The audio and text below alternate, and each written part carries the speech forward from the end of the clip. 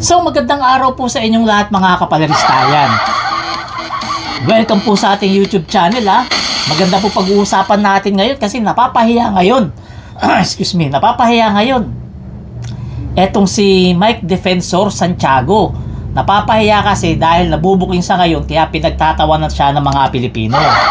Ha? Pinagtatawanan talaga etong si Mike Defensor ngayon.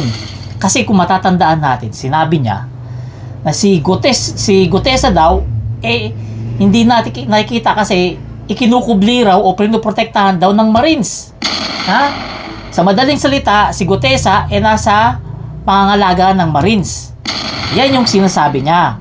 Pero ang katotohanan, hindi yan. Hindi po totoo yan. Kasi alam naman natin, di ba? Etong si Mike Defensor, ginawa na niyan mang fake news.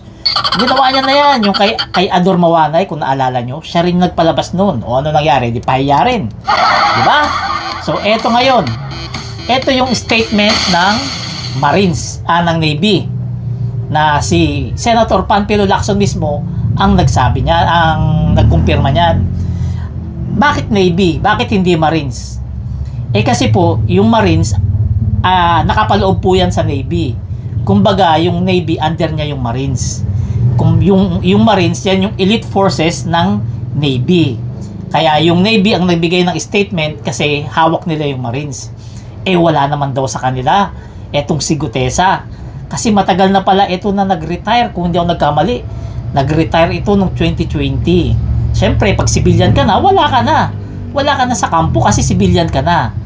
Ngayon, ito kasi si Gutesa, kinuha na testigo netong si Marcoleta at netong si Mike Defensor Santiago. Kinuha nila para pagbigay ng salaysay na nagpapakita na binabanggit niya si Speaker Martin Romualdez para ba madiin. Kaso ang problema, pahiya. Diba? Pahiya. Imbis na paniwalaan, kinasuklaman itong si Gutesa. Imbis na kabiliban, pinagtatawanan itong si Gutesa. At imbis na paniwalaan, pinagdududahan ngayon itong si Gutesa. Kaya ang resulta, si Marcoleta at si Mike Defensor, pahiya. Pahiyang-pahiya sila. Pahiyang-pahiya sila ngayon sa sambayan ng Pilipino. Kasi tingnan nyo kung credible etong si Gutesa, kung totoo talaga na etong si Gutesa, siya yung kung totoo yung sinasabi na etong si Gutesa at hindi lang imbento, sana ipinursigi ito ni Marcoleta. Diba? Sana ipinagpilitan ito na ipagpatuloy yung kanyang pagtestigo. Sana diniretso niya yung kanyang mga salaysay para talaga madawit si Martin Romualdez at makulong. Kaso ano nangyari? Pagkatapos ng hearing, hindi na nagpakita kasi booking. Diba? Booking. Booking na kahapon kinumpirma ng Manila RTC na yung pirma doon sa affidavit ni Gutesa ay peke. So, ibig sabihin, gawa-gawa. Ibig sabihin, hindi totoo. Ibig sabihin, yung salaysay ni Gutesa ay peke. Maliwanag na si Marcoleta ay napahiya. Diba? Yun lang yun. Pahiyang-pahiya talaga si Marcoleta dito. Naturingang abogado pero mahina mag-isip. Naturingang senador pero parang pabobo-bobo. Diba? Naturingang binoto ng tao pero pahina-hina kaya pinagtatawanan na yun. Yan si Marcoleta na binoto ninyo.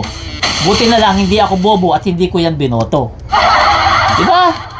Nakakahiya ngayon, paano na makukulong si Martin Romualdez niyan kung si Gutesa hindi na lumalabas? Diba? Paano na mapagbabayad si Speaker Martin Romualdez sa sinasabi niyong ninakaw niya kung etong si Gutesa ay nagtatago? At paano na mapapahiya si Martin Romualdez sa sambayan ng Pilipino kung ayaw naman lumabas ni Gutesa? Kaya ang nangyari, si Marcoleta ngayon ang napapahiya. Diba? Masakit pero totoo. Totoo. Kung totoo talaga yung testigo na yan, si Gutesa, Marcoleta, ilabas mo. Diba? Kung credible talaga yan, pinagsasabi niyan, panindigan mo, ilabas mo. Kung talagang seryosong-seryoso si Gutesa sa mga binibitawan niyang salita laban kay Martin Romualdez, 'di ba?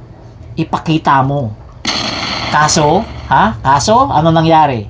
Nagtatago kasi booking. 'Di ba? Booking na booking talaga etong si Gutesa. 'Di ba? Kaya ngayon nagtatago kasi ayaw mapahiya. 'Di ba? Ano pa? Ano pa ba ang kayang gawin ng mga, ano pa ba pwede gawin ng mga to? Ni Gutesa, ni Marcoleta, ni Mike Defensor Santiago. Ano pang pwedeng gawin nila? Manahimik na lang para hindi lalo mapahiya. Yan ang pwede na lang gawin. Kasi sa ngayon, kinasusuklaman sila ng mga Pilipino. Kinasusuklaman sila. Kasi lalo na yung mga dilis, kinasusuklaman sila. Kasi nung etong si Gutesa tumistigo, akala nila may pag-asa na para makulong si Romualdez. Akala ng mga DDS, talagang may pag-asa, may testigo na magtuturo kay Romualdez na kasabwat at mastermind sa flood control. Yun ang akala nila. Dahil ang totoo, pahiya sila. Diba? Umasa yung mga DDS na talagang si Gutesa ang kanilang pag-asa. Umasa yung mga DDS na si Gutesa ang magpapakulong kay Romualdez sa kulungan. At umasa yung mga DDS na si Gutesa ang talagang magiging bayani ng hearing ng flood control. Kaso hindi naging bayani kasi nga nagtatago. At ang nangyari, yung mga DDS nagbukang tanga. Diba? Napakasarap pagtawanan talaga ng mga to. Napakasarap pagtawanan. Kaya nakikita ko si Speaker Martin Romualdez sa ngayon sa tingin ko lang si Speaker pinagtatawanan ng mga to. Oo, pinagtatawanan ng mga to. Kasi yung script nila pumalpak. Di ba? Pumalpak yung script nila na magdadawit kay Speaker. Wala tayong magagawa. Palpak Palpak si Marcoleta. Di ba? Palpak. Kaya hindi niya na pinursige yan. Hindi niya na yung pinursige. Kasi alam niya na bulilyaso na. Oh, di ba? Hindi niya na yung pinursige kasi alam niyang pahiya na siya dyan. Oh. Ngayon, problema na itong mga to ngayon. Paano ngayon gagawin nila dyan kay Gutesa na napapahamak na? Kasi, hindi naman lingid sa ating kaalaman, kakasuhan niya ng perjury. Kakasuhan din niya ng ang tawag doon, yung gumagawa, nagpapalsipikado ng dokumento. Forgery ba yan? Forgery, kung ako nagkakamali, kakasuhan din niya ng ganyan. Oh. Lalong hindi na magpapakita yan kasi pinagtatawa niya ng sambayan ng Pilipino. Oh. Kaya ang resulta, si Marcoleta tahimik. Di ba? Tahimik si Marcoleta. Tahimik din etong si Mike Defensor Santiago. Etong si Gutesa nagtatago. Dahil ayaw magpakita kasi makakasuhan. Di ba? Kung ako rito kay Gutesa, kung talagang malinis ang konsensya mo, lumabas ka. Kung talagang totoo yung mga sinasabi mo, magpakita ka. Kung talagang credible yung sinumpaang salaysay mo at kaya mong panindigan, lumabas ka. Pero, pag pinilit ka lang na isama sa script, huwag ka na magpakita, hayop ka. Di ba? Dito natin makikita na talagang si Speaker Martin Romualdez, si Speaker Martin Romualdez, si dating Speaker, pinuprotektahan ng Diyos. Makikita natin si dating Speaker Romualdez ay kakampi niya yung Diyos. Kasi kahit anong gawin ng mga kalaban niya sa kanya, yung mga kalaban niya napapahiya. Kahit na si dating Speaker Martin Romualdez idinadamay sa flood control, hindi sila natatagumpay kasi nga dating Speaker ay protektado ng Diyos. Habang yung mga kalaban nila, ayun, mga demonyo. Kaya lesson learned yan Lesson learned yan. Normal lang yan na tumahimik kayo kasi iniisip ninyo yung mga kakaharapin yung kaso. Normal lang yan. Sa susunod, kapag gagawa kayo ng kabulastugan, lalong-lalo na kung diyan sa hearing na pinapanood ng sambayanan, siguraduhin yung hindi kayo mapapahiya.